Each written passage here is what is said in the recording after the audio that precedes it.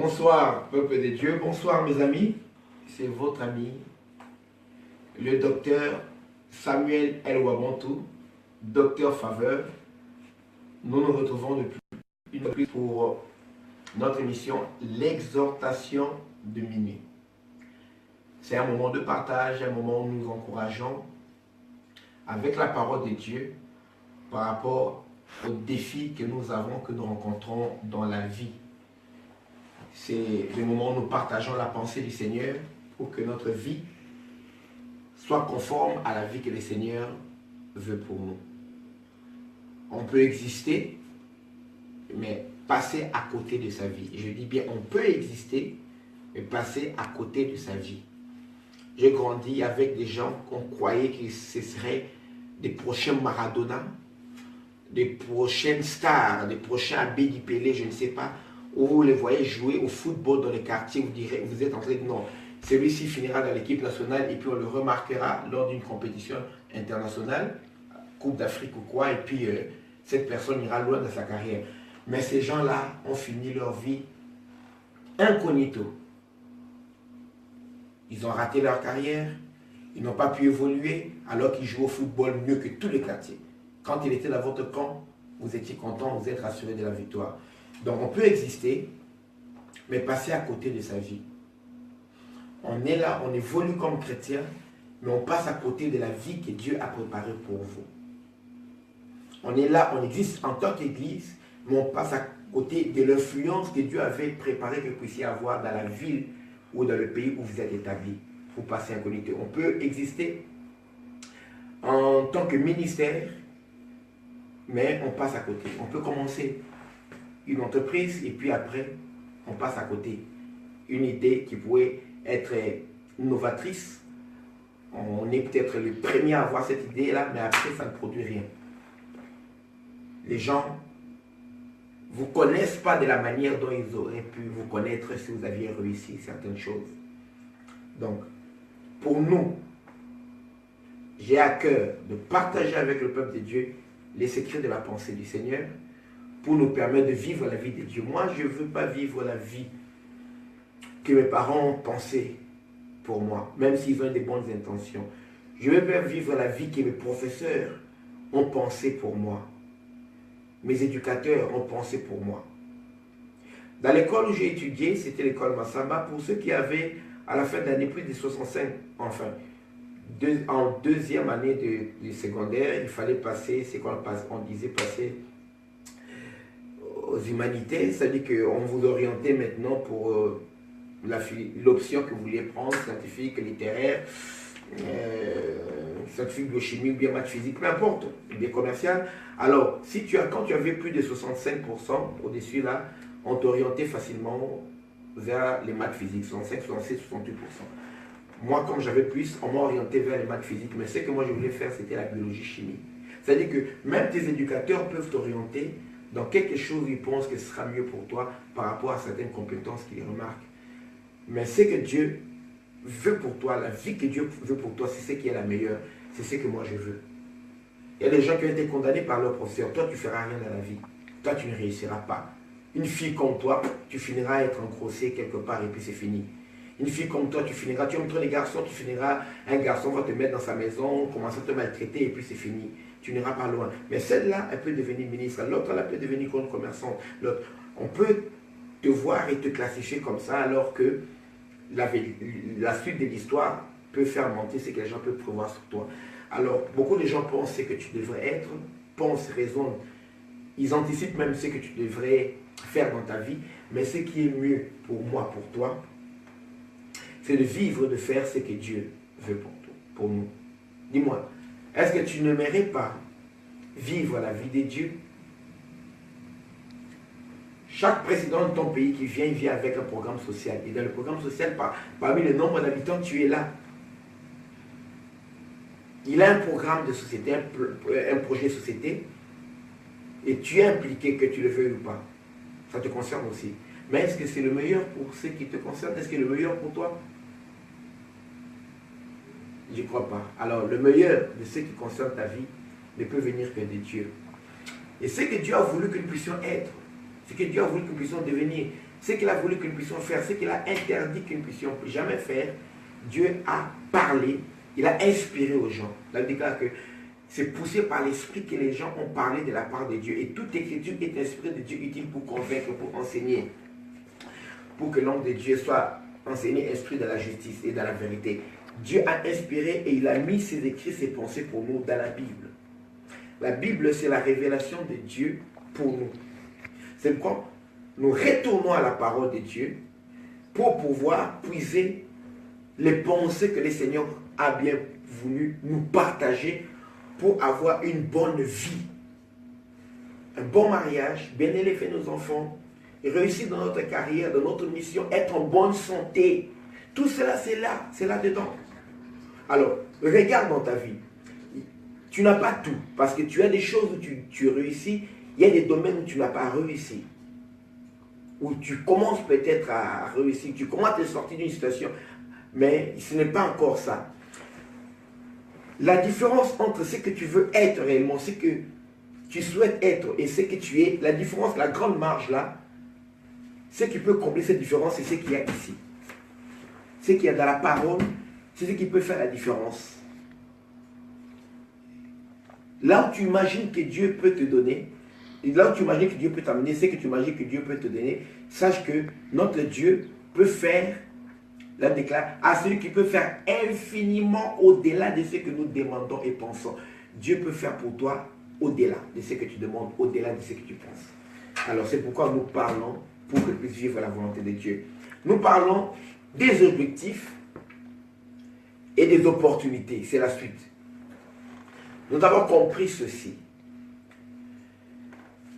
Tant qu'on n'a pas d'objectif dans la vie, nous ne savons pas ce qu'il faut faire.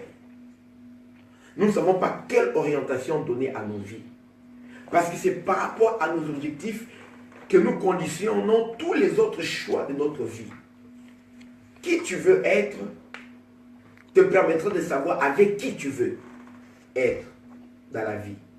Qui tu souhaites être, qui tu souhaites devenir, te permettra de savoir avec qui tu veux être, qu'est-ce que tu veux faire et ce que tu ne veux surtout pas faire.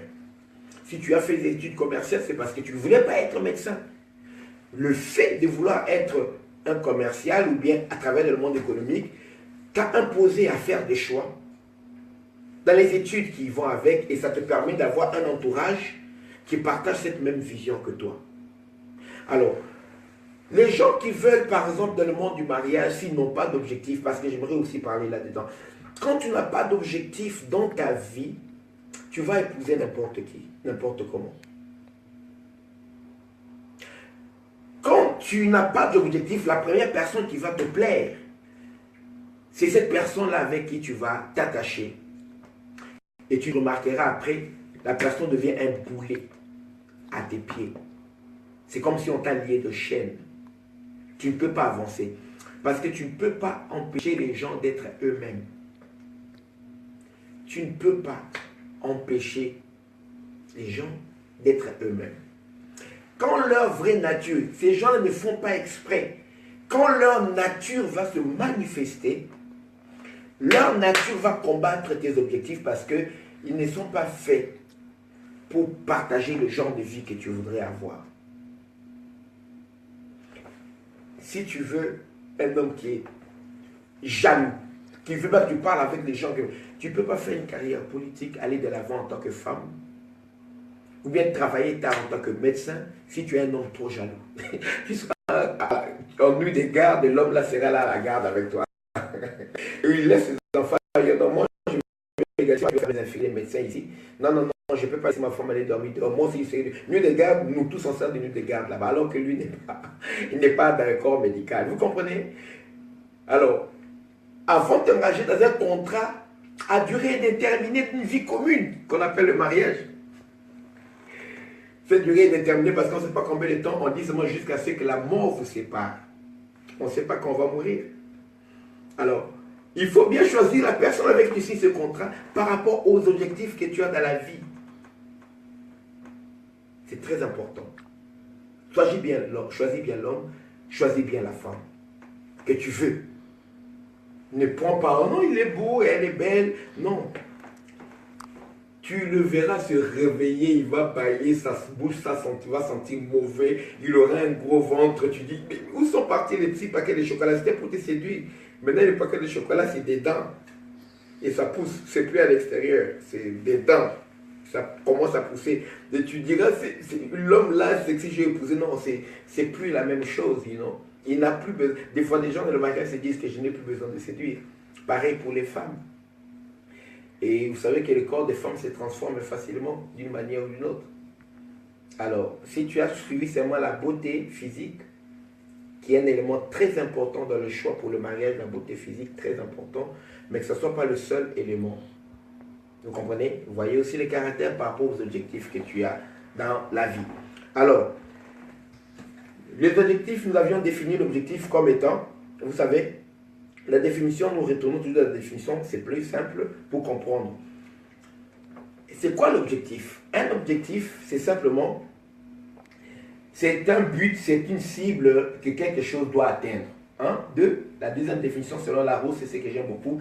L'objectif, c'est le résultat vers lequel tend l'action d'une personne. L'objectif, c'est le résultat. Ce n'est pas simplement le but qui est là, figé comme là. Paf, ça, c'est le but, atteindre. L'objectif, pour moi, il y a un mouvement. Pour l'objectif, on a un sujet qui est là. Le but peut être là, il est neutre, c'est un but qu'on a nommé. Mais quand on parle d'objectif, c'est souvent, il y a un sujet qui est en train de faire une action pour atteindre un but. L'objectif, c'est le résultat vers lequel tend l'action de quelqu'un. Le résultat vers lequel tend l'action. Donc, quand on parle d'objectif, c'est qu'il y a une action qui se passe pour atteindre le but qui est l'objectif de cette personne-là. Alors, qu'est-ce que tu fais et c'est pour atteindre quoi? Aujourd'hui, quelle date nous sommes? Je crois que nous sommes nous sommes le 15, quelle date? Le 14, samedi le 14 janvier. Qu'est-ce que tu as fait aujourd'hui qui te rapproche de ton objectif? J'ai vu hier, chaque jour, j'ai vu avec vous, chaque jour, il faut faire quelque chose qui te rapproche de ton objectif de l'année, de ton objectif du mois. Qu'est-ce que tu as fait comme objectif dans cette année? Qu'est-ce que tu veux atteindre? Dans lequel tu as mis tes actions? Il y a des gens, Seigneur, bénis-moi, Seigneur, je veux être plus proche de toi. Ok, cet objectif 2017, je vais être plus proche du Seigneur. Mettons ça comme objectif spirituel. On peut avoir plusieurs objectifs dans la vie. Je vais être plus proche du Seigneur. Maintenant, on ne s'approche pas du Seigneur par un vœu pieux. On s'approche du Seigneur, on devient plus proche du Seigneur en faisant des actions qui te rapprochent du Seigneur. Et en faisant des choix qui te rapprochent du Seigneur. Et en refusant, en rejetant les choses qui t'éloignent du Seigneur, selon la révélation qu'il a dans sa parole. Quand tu veux être plus proche du Seigneur, ça dit que tu dois passer un peu plus de temps dans la prière que tu ne l'as jamais fait. Tu dois avoir le temps de lire la parole parce que tu ne peux pas vivre avec quelqu'un sans le connaître. Dieu a donné sa carte d'identité, c'est la Bible. Dans une carte d'identité, il n'y a pas toutes les informations sur la personne. Son âge, son poids, ses goûts, tout et tout, les couleurs, il est allergique à quoi. Mais il y a des informations essentielles pour identifier clairement et pleinement quelqu'un. C'est ce que Dieu nous a donné. Pour connaître Dieu dans son immensité, lui le créateur de l'univers, nous ne pouvons pas le connaître dans son immensité. Parce que l'univers qui est une infime partie de sa création, l'univers physique, parce qu'il y a également l'univers invisible. Quand il a créé les cieux de la terre, les anges, ils ne font pas partie de cette création. La création terrestre, pas terrestre, l'univers physique matériel, les anges ne font pas partie de l'univers matériel. Mais rien que l'univers matériel, observable, quantifiable, dans ces 4 dimensions, c'est tellement immense que nous ne pouvons pas connaître. Nous ne savons même pas ce qui se passe sur la planète Jupiter. Nous avons des sondes sur la planète Mars qui est à côté de nous. Alors qu'il y a des milliers d'autres planètes, il y a des systèmes solaires. C'est trop grand pour nous. Quand on dit Dieu, tu es trop grand pour te comprendre. Alors, nous ne pouvons pas comprendre Dieu avec notre pensée, parce que même ce qui est matériel, nous ne pouvons pas. Alors, mais tout ce qui est important, c'est quoi? Tout ce qui est nécessaire pour nous, tout ce que nous devons connaître de Dieu pour bien vivre en harmonie avec lui, Dieu nous l'a fait connaître dans sa carte d'identité. De Genèse à Apocalypse. Le sujet de ces livres, c'est le Christ. Ces livres parlent de Jésus-Christ de Genèse jusqu'à Apocalypse. C'est la révélation du Christ. Il s'est révélé à nous, lui qui est l'empreinte de la personne de Dieu. Jésus qui est l'image du Dieu invisible.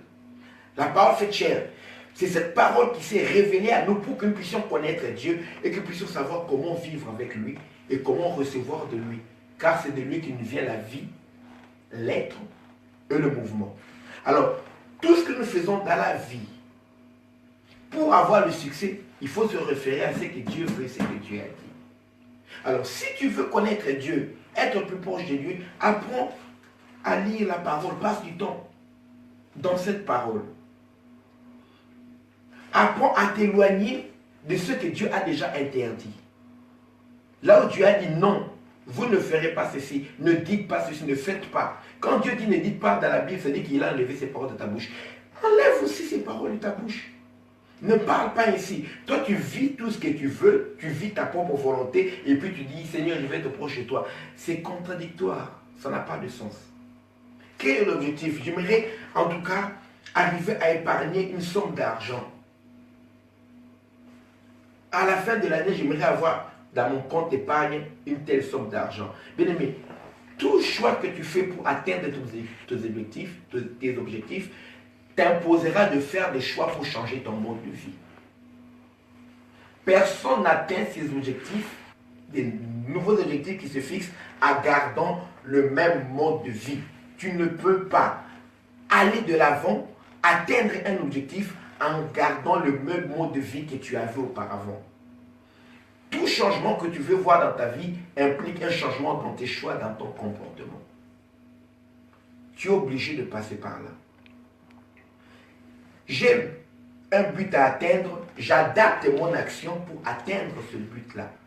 Et les chrétiens prient en espérant que Dieu va faire descendre des choses du ciel sans avoir des objectifs à atteindre dans la vie. Moi, je vis comme ça. Bon, j'aimerais me marier cette année, mais qu'est-ce que tu fais pour te marier?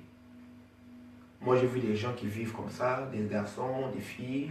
Le temps, l'âge avance, mais écoutez, Dieu ne viendra pas te donner une femme comme ça. Il ne viendra pas. Moi, je vous dis déjà, je vous le dis la vérité.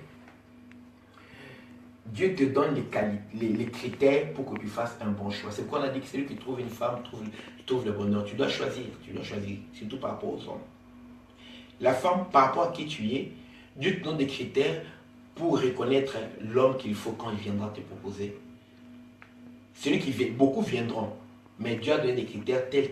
Quand l'homme qui viendra, qui correspond aux critères que Dieu t'a enseigné, tu seras que non, pas lui. Non.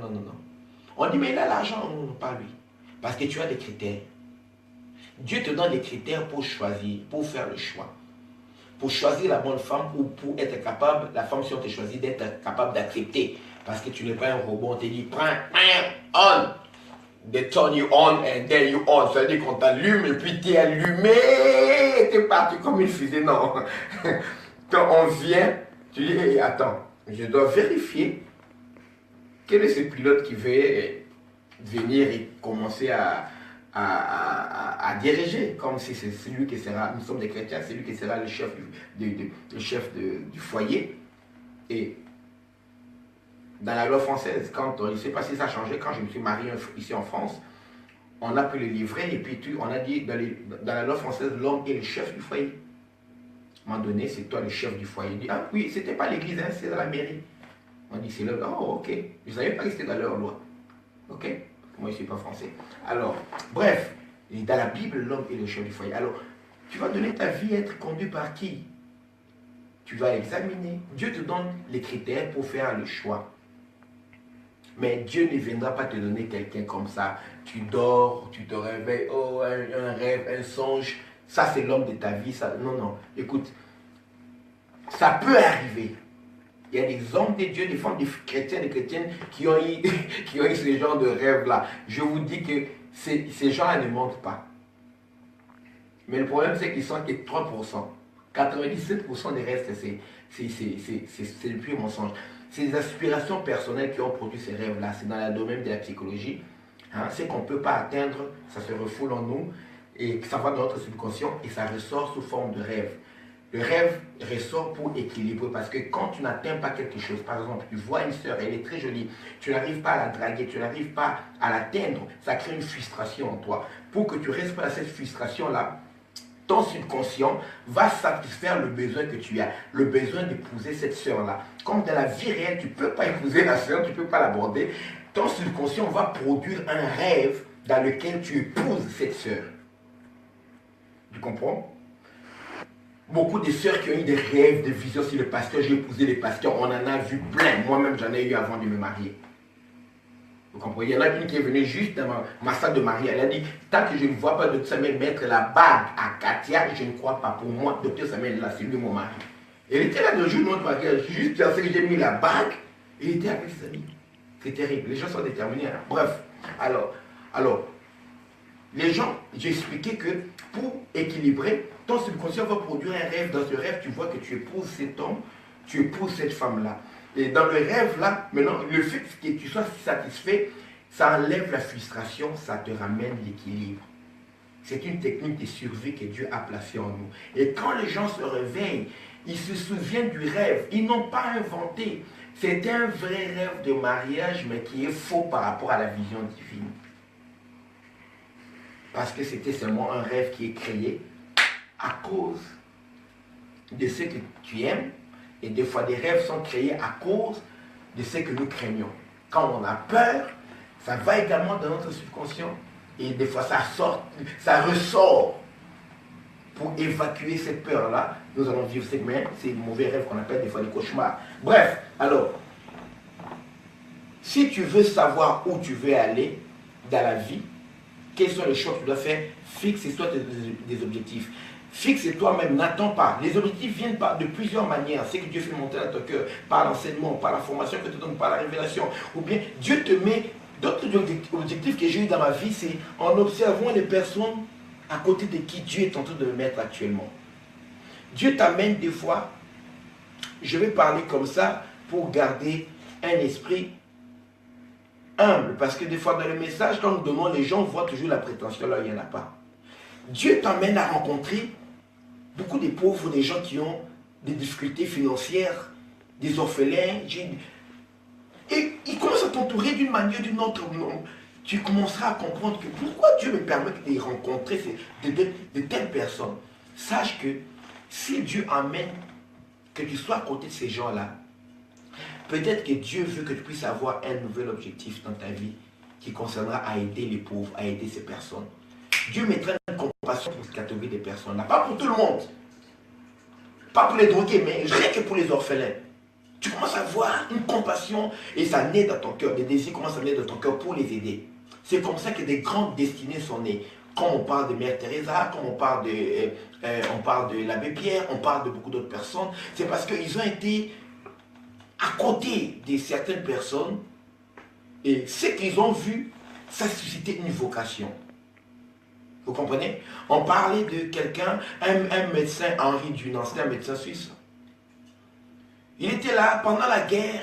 Il a remarqué que dans les conflits armés, les blessés étaient là, laissés pour compte, en train d'agoniser, en train de mourir, personne ne s'occupait d'eux. Il a commencé à les soigner, à les aider. Donc cet élan, ça a créé une vocation. À cause de cela, c'est lui qui a créé la Croix-Rouge.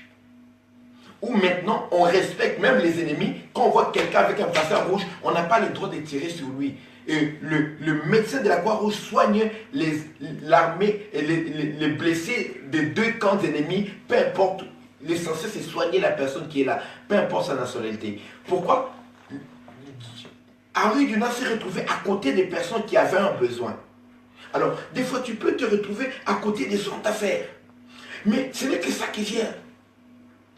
Tu te retrouves à côté des jeunes filles qui ont envie de travailler dans le mannequinat ou bien de faire l'hôtesse. Tu comprends? Mais il y a un besoin. Comment Dieu? Je peux créer quelque chose parce qu'il y a un besoin. Tu te retrouves au milieu des gens qui vivent ici, des benguistes. Ah, moi, je regrette la tiéké. Tu pars à côté. Ah, moi, je regrette, j'aimerais manger la boujama. L'autre là, ah, moi, j'aimerais manger en tout cas les maboké chez les Congolais, les poissons préparés à l'étouffer ou bien les... Ah, moi, j'aimerais... Ah, attends. Pourquoi je me retrouve au milieu des gens qui vivent ici, mais la nourriture d'ici, ça ne les plaît pas?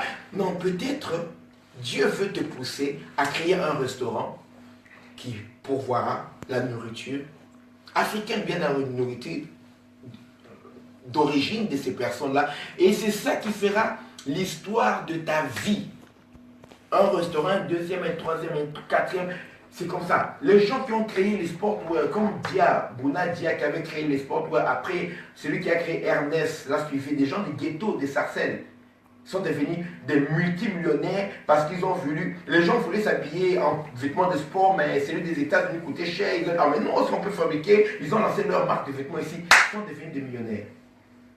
Parce qu'ils ont été au milieu des gens qui avaient besoin de s'habiller d'une certaine manière, mais qui ne veulent pas. Et chaque fois qu'il y aura la demande, quelque part, Dieu peut t'inspirer et ton objectif sera, c'est de pouvoir à l'offre pour changer l'histoire de ta vie. Chrétien, si tu veux que 2017 change et pour objectif de trouver une demande quelque part et soit tu dois être l'offre, soit tu dois amener l'offre. Si les gens n'ont pas la demande, crée le besoin de la demande chez eux. Tu entres dans une entreprise, tu travailles, tu manques, il y a quelque chose qui manque. Dis-leur qu'il y a quelque chose qui manque dans cette entreprise. On va créer un nouveau poste. Vous avez besoin de quelqu'un qui s'occupera de tels dossiers, d'un document de paie, ou bien réception de marchandises, ou bien quoi. Il y a quelque chose qui manque. Si nous créons ce poste, ça vous fera gagner du temps. Et en tout cas, moi, je peux faire cela. On va essayer bénévolement. Vous ne me payez pas de maison. Tu fais quelque chose, tu leur fais comprendre qu'ils ont besoin. Ils ne savaient pas qu'ils ont besoin de ça. Fais créer une demande et toi, apporte l'offre. Ou quand tu remarques la demande, apporte l'offre. Quand il n'y a pas de demande, convainc-les qu'ils ont besoin. Est-ce que nous, on savait qu'on a besoin d'un téléphone tactile? Please. Vous vous rappelez de Ericsson, les téléphones qu'on avait là? Steve Jobs nous a convaincus que nous n'avons plus besoin de téléphones qui ont des touches. On a besoin de téléphones tactiles. Steve Jobs nous a convaincus. Il a créé lui-même la demande. Et il nous propose l'offre. Et on a acheté. Tous ceux qui fabriquaient les téléphones tactiles ont laissé. Toutes les autres compagnies. D'autres compagnies même ont disparu comme les Ericsson parce qu'ils n'ont pas su s'adapter.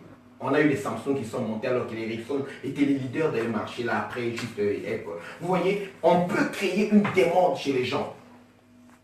Quand tu pries, lève-toi, cherche qu'est-ce que je peux apporter dans ce monde.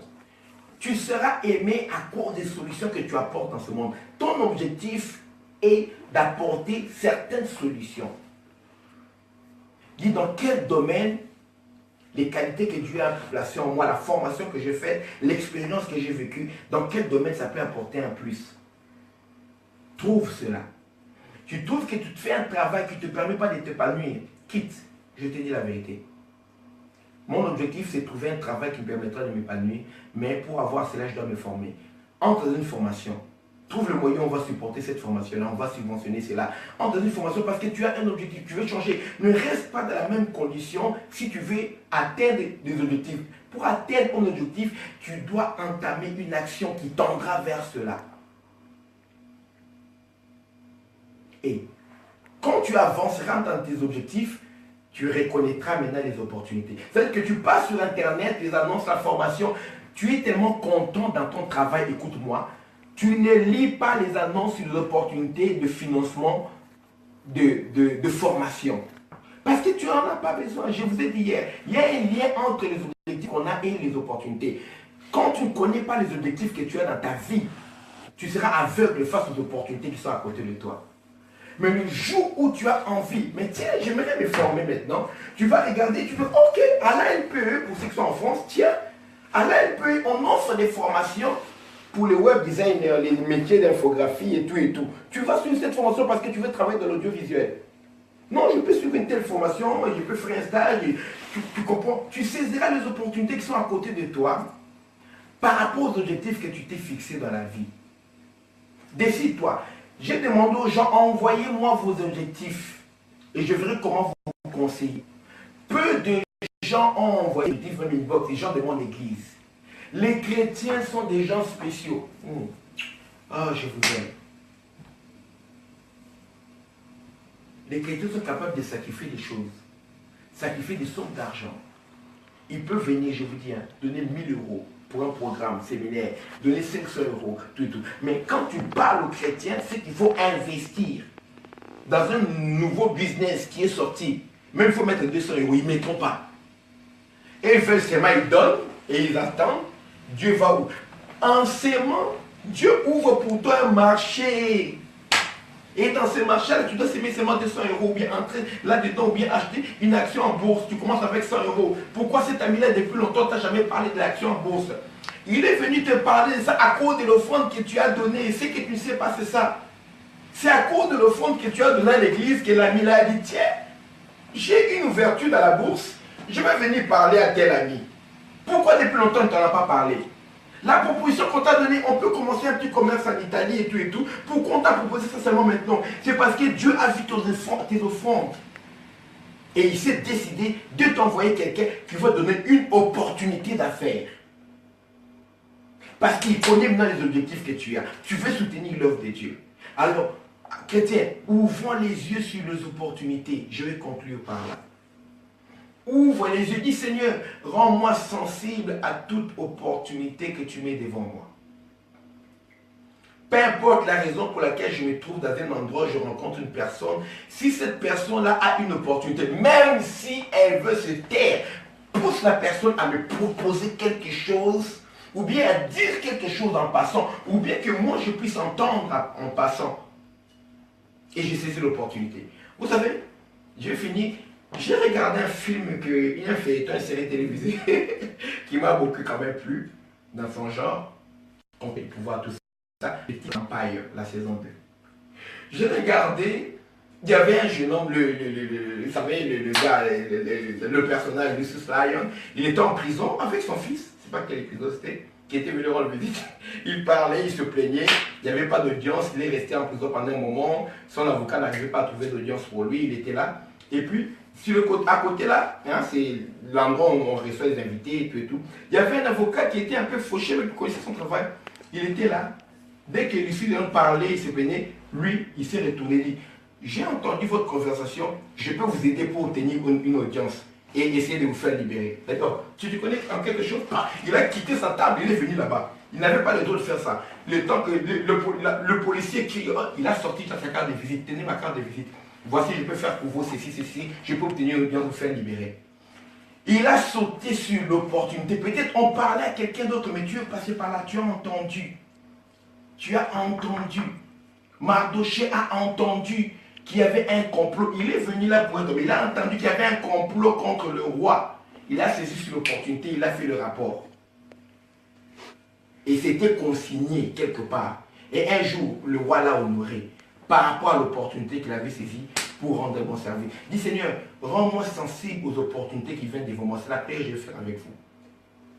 Aide-moi à fixer les objectifs de ma vie. Éloigne-moi des objectifs qui ne sont pas conformes à ta volonté. Que je ne puisse pas perdre mon temps. Et éloigne-moi des gens qui ne vont pas aller dans le même sens que les objectifs que tu as fixés pour moi. Fiancés, amis, collègues, éloigne-moi de ces gens-là. Bon, si vous êtes marié, il n'y a pas d'autre choix. Personne ne va vous séparer. Vivez comme ça. Mais pour les autres, là, vous n'avez pas un contrat à durée indéterminée qui vous est imposé par la loi de la société. Les autres, dis Seigneur, éloigne de moi des gens qui peuvent m'éloigner des objectifs que tu as mis dans mon cœur. Éloigne-moi de ces gens. Donne-moi le courage d'avoir le discernement, de les comprendre, parce que la sagesse, c'est la science du discernement. Je vais comprendre qui sont ces gens pour m'éloigner d'eux. Moi-même, la déclaration, sortez du milieu d'eux. Pas Dieu sort, moi non. Aide-moi que je sorte. Et quand tu sors, tu es dans tes objectifs, dis Seigneur, je ne peux pas arriver de moi-même. Moi, je crois que tu es le maître des temps et des circonstances. Je crois que tu peux amener devant moi des bonnes opportunités, mais permets-moi de les reconnaître. Ouvre-moi les yeux. Que je reconnaisse les opportunités qui peuvent m'aider à atteindre mes objectifs. Quand ça s'amène devant moi, quand je passe à côté, même si ça se cache, aide-moi à les dénicher. Parce qu'il y a des opportunités, il faut se lever pour aller les chercher. Il faut se lever pour aller les chercher. Ah, moi je veux de la famille berger, moi j'en ai marre d'être berger, je vais être grand, je rêve d'être grand. Je suis déjà capable de tuer l'ours, de tuer le lion. Je fais quoi ici, moi, un berger, hein? Je fais quoi? Moi je dois être grand dans la vie. La pensée de la grandeur. David, il arrive sur le champ de bataille. Il voit quoi? Goliath en train d'insulter l'armée de Dieu, l'armée de l'Éternel. Il n'y a rien, personne ne se battait. On cherche quelqu'un qui se bat. Il a demandé, écoutez, au fait, qu'est-ce qu'on donnera à la personne qui va tuer ces Philistins? David a saisi l'opportunité. Il n'a pas eu de vision. Va là-bas dans la bataille, c'est moi l'Éternel qui t'envoie pour délivrer mon peuple. Tu es David le roi que j'ai choisi. Non. C'est toi le vrai roi. Non, il n'a pas eu de vision, de révélation. Il est arrivé. Il n'y a pas eu d'ainsi par l'Éternel une prophétie. Toi qui n'attends que la prophétie pour agir, tu attendras longtemps. David est arrivé sans prophétie. Il a vu la situation. Ça, c'est l'opportunité à saisir.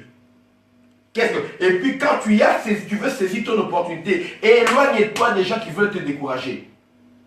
Parce que l'opportunité ne viendra pas toujours chez toi, hein, à l'état fini. Des fois, ça vient à l'état brut. Une opportunité comme ça, il veut, oh non, non, tu es orgueilleux, non, non. Ne taxez pas d'orgueilleux quelqu'un qui veut saisir l'opportunité. Toi, tu étais là depuis longtemps, tu n'as rien fait. Tu es le grand frère, tu n'as rien fait. Laisse-moi essayer. Je vais amener le réveil dans le domaine du salut, de la connaissance de la parole. Hein? On met un chrétien sur un plateau de TF1, il parle avec un franc-maçon, un athée, un musulman, on sent que la Bible est là. Pas des gens qu'on nous amène sur le plateau là qui vont défendre, oui bon l'homosexualité, ça dépend de chacun, c'est pas vraiment un péché. Des gens qui ont fait la théologie, mais qui sont des ignorants de la révélation de Dieu. On les reçoit à la télévision nationale. Je veux mettre à la télé, moi et les chrétiens qui vont défendre la Bible. Peu importe le professeur qui mettra, qui viendra de la Sorbonne, devant moi, je lui parle comme Paul parlait aux gens de son temps. On disait au Paul, ton grand savoir te fait déraisonner. Que les gens reconnaissent que j'ai un grand savoir de la part de Dieu. Oh, Africa machin, l'Afrique c'est le centre de l'univers, Dieu n'est pas Dieu, nous sommes des kamites, les maths, machin. Viens débattre avec moi. Oh, musulman, viens. Oh, la Kabbale, viens débattre. C'est ça. Démontrer la connaissance de Dieu. Démontrer la puissance de Dieu.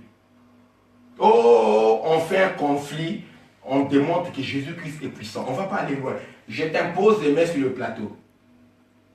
Si les démons commencent à s'agiter en toi, tu crois que Jésus-Christ est puissant? Oui. C'est toi, je vais démontrer que les chrétiens ont le droit d'avoir les moyens, la provision pour tenir la vision d'évangéliser le monde. Pousser les chrétiens à réclamer et à travailler pour avoir la provision de Dieu, la provision financière et matérielle. Parce que la provision de la connaissance de la parole est là, la provision de l'onction de la puissance est là. Il nous manque seulement la provision financière. Je veux le défi là. Alors, qu'on me taxe d'orgueilleux ou bien de prétentieux ou bien quelqu'un qui prêche maintenant le message de la prospérité, quelqu'un qui est avide, je m'en bats contre fou, je m'en fous. Ce que je veux, c'est atteindre l'objectif pour que le nom de Jésus soit respecté dans ce pays et que nous puissions dépeupler l'enfer pour peupler le ciel. Parce qu'avec plus de moyens, plus de connaissances, plus de puissance, il y a des musulmans qui se convertiront. Il y a des juifs qui sont dans la Kabbale qui se convertiront pour reconnaître que Jésus-Christ est le Messie, il est le Christ. Il y a des athées qui se convertiront. Il y a les marabouts qui se convertiront. Il y a les païens qui se convertiront. C'est ça mon défi, avant l'enlèvement de l'Église. Alors toi aussi, fixe-toi des objectifs. Et dis, Seigneur, apporte-moi dans ma vie les opportunités qui vont me permettre d'atteindre mes objectifs. Et quand je rencontre une opportunité, donne-moi la force de la transformer. De l'état brut, que je puisse la transformer à l'état fini. Que je puisse arriver jusqu'au bout, jusqu'à la victoire. Donne-moi la procédure à suivre, jusqu'à ce que je puisse arriver au résultat qu'il faut pour que cette opportunité puisse être un instrument important dans les objectifs que je me suis fixés et que tu m'as aidé à fixer dans la vie. C'est ce que je voudrais parler avec vous. Écris tes objectifs. C'est de la maison qui n'avez pas encore fait cela. Écrivez, envoyez-moi une inbox. Vous qui avez suivi, dit pasteur, voici tes objectifs. Si je connais quelqu'un dans ta ville, si j'ai un conseil à te donner, c'est gratuit, je le fais gratuitement. Il vous dirait, pour ça, voici ce que je te conseille. Si je connais un spécialiste, si je connais un livre, bien aimé, il y a des objectifs qu'on s'est fixés pour passer par là, pour les atteindre, il faut lire. Ma femme est témoin. Des fois, je suis fatigué, mais j'ai un livre à lire. Je suis fatigué, j'ai une vidéo d'enseignement que je suis en train de suivre. Fatigué. J'ai besoin d'étudier encore un peu le phénomène, truc physique, mais expliquer de manière un peu claire, un peu cool. Je ne voulais pas me casser la tête. J'ai cherché des vidéos des frères Borganov pour essayer de lire comment ils expliquaient les choses, la physique quantique, et tout, et puis la création de l'univers également. Paf. Tu as besoin de lire pour atteindre certains objectifs. Tu as besoin de t'instruire. Tu as besoin de retourner. Tu veux pas travailler, être bilingue. Trouve quelqu'un. Moi, je connais quelqu'un dans mon église qui donne des cours d'anglais. Contacte-moi, je vais te mettre en contact avec la personne. Trouve quelqu'un qui commence à donner cours d'anglais. Moi, je me dis, aux États-Unis, tu vas parler quelle langue là-bas? Après, aux États-Unis, il n'y a que l'anglais, après, il y a l'espagnol. C'est tout. Le français, là-bas, il n'y a pas. Non? Apprends, par rapport à tes objectifs, fais quelque chose chaque jour qui t'en rapproche. Et Dieu ramènera des opportunités dans ta vie. Si tu as des objectifs, tu reconnaîtras ce dont tu as besoin comme opportunité. Les opportunités dont tu as besoin, tu les reconnaîtras. Ce que tu n'as pas besoin, parce que le monde est rempli d'opportunités. C'est parce que nous n'avons pas besoin de ça qu'on ne les remarque pas. Dans ce que tu négliges, même des chaussures trouées. Nous, on a vu, on ramassait des babouches trouées là. Les gens, par rapport à leurs objectifs en Afrique, ils fabriquaient des jouets avec ça. Ce que tu jettes, il y a des gens qui prennent, qui recyclent, qui peuvent vendre cela chez les recycleurs parce qu'ils ont un objectif dans la vie par rapport à ce que toi tu négliges. Ils savent que ça c'est de la matière première avec laquelle on peut faire quelque chose. Il y a ce que tu négliges, c'est un trésor pour quelqu'un d'autre parce que vous avez des objectifs différents. Les gens qui peuvent être autour de toi négligent certaines choses parce qu'ils n'ont pas les mêmes objectifs que toi. Toi ne néglige pas. Les opportunités que Dieu te donne, ne néglige pas ce que Dieu met autour de toi parce que tes objectifs, ce sont tes objectifs à toi. Ce n'est pas forcé d'être les objectifs également de quelqu'un qui est à côté de toi. Amen. Voilà, que Dieu vous bénisse abondamment. N'hésitez pas. Si vous êtes dans la région parisienne, vous n'avez pas une église où vous communiez, venez, je serai heureux de continuer cet enseignement avec vous, bien vous encadrer pour atteindre vos objectifs dans cette année. Venez à la maison du roi Santé Chrétien, l'église où je suis pasteur. L'adresse est 115 boulevard Alsace-Lorraine. C'est à Rogny-sous-Bois. Vous prenez le RRE à la gare du Nord, vous allez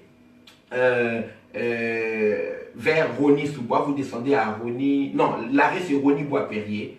Rogny-Bois-Perrier, vous demandez le supermarché Lidl. Quand vous sortez de la gare, à la sortie où il y a les bus, vous demandez où est le Lidl. On va vous montrer le supermarché Lidl. C'est juste à 3 minutes de la gare. Vous sortez, vous arrivez là-bas. Et puis, la maison du roi, c'est là. Nous sommes à droite du Lidl, attaché au Lidl. C'est écrit à louer un panneau rouge. Vous entrez là-bas jusqu'au fond de la salle. Et juste au fond de la parcelle, à côté là, il y aura un parking. Vous arriverez à la maison du roi. Donc dimanche, nous sommes là de 10h à 13h pour les cultes. Mardi, nous sommes là de 19h à 21h30 pour l'étude biblique. Et puis jeudi, nous sommes là de 19h à 21h30 pour l'intercession. Si vous voulez me téléphoner, mon numéro est là, le 0033 751